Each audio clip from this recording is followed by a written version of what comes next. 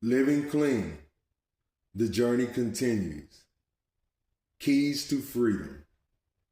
As we practice these principles in all of our affairs, they gain traction over our lives and start feeling more natural.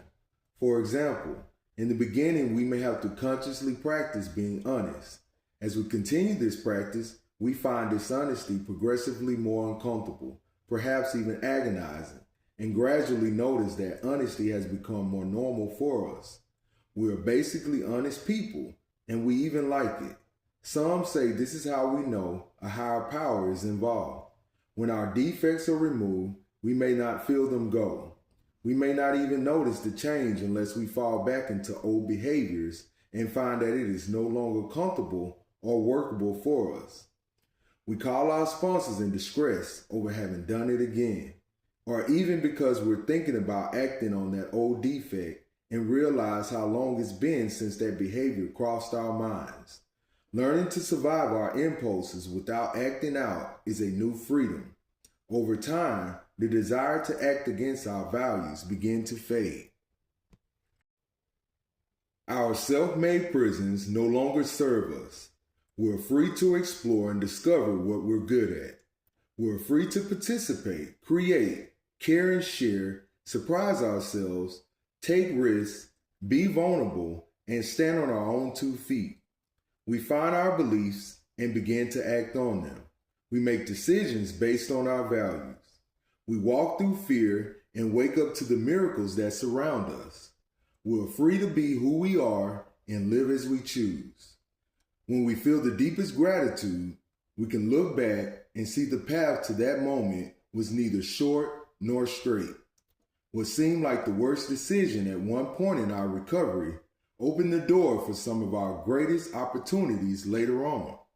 We may simply outgrow some of our decisions. What was right for us at one point in our recovery may not be right for us for the rest of our lives, but it can be difficult for us to move on. Gifts can come wrapped in such strange packages that we don't always recognize them when they arrive. Nothing that happens is entirely good or entirely bad. We do not pretend that there are no mistakes in recovery, but sometimes those mistakes can take us in a direction we hadn't thought of before. Recovery is not a standardized and cookie-cutter process. We don't all go through the process in the same way, and we don't all come out of it the same, but there are some familiar landmarks we pass. We have phases and stages, corners we turn, staircases we climb. Each of us has periods of intense growth and times when change is more subtle. Having a new way to live means that we have to live in a new way, and we can get confused or lost even when we have many years clean. Allowing each other room to grow at our own pace is difficult, especially when we care for each other. But self-acceptance and self-respect are the results of going through the process in our own way. Time is not the same as experience. Just because we have been there for a long time doesn't mean we know everything we need to know.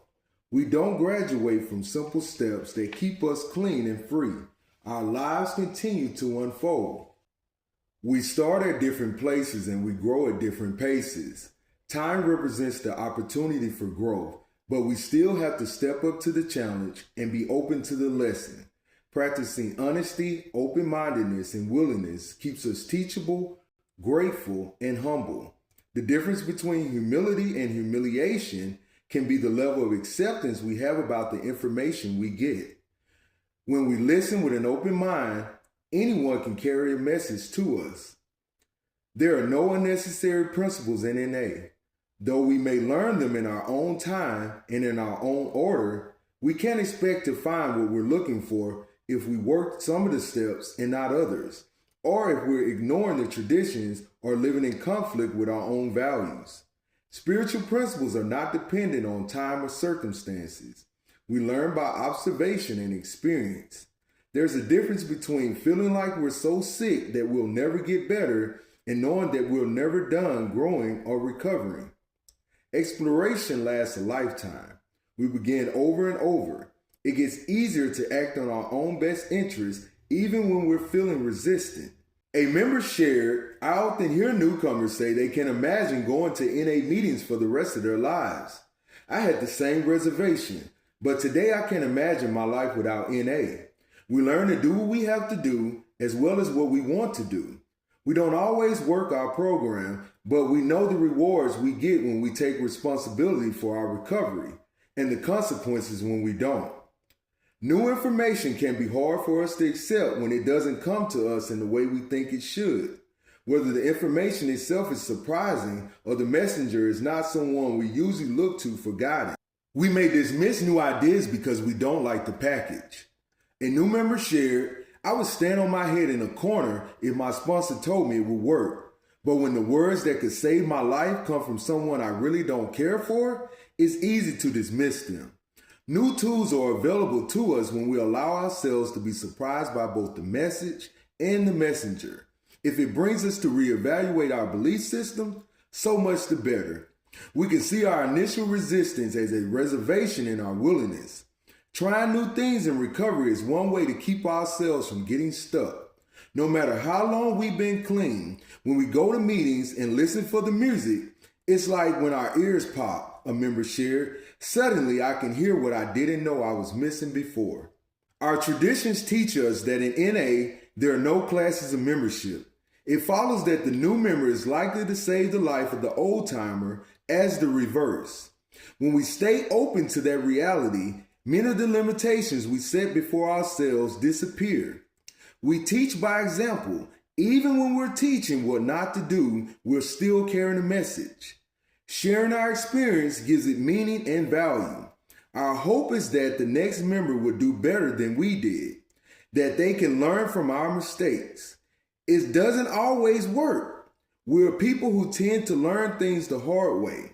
But when a member with 2 years clean shares with us that the experience we had at 10 years clean kept them from doing the same thing, we know that we're getting better personally and as a fellowship.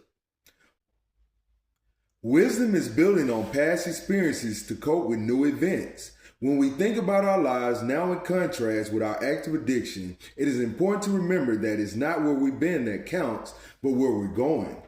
But where we have been in recovery is the foundation of our wisdom. We learn from our experience and we use it to help others. Our wisdom grows as we learn to see ourselves honestly without judging or jumping to conclusions.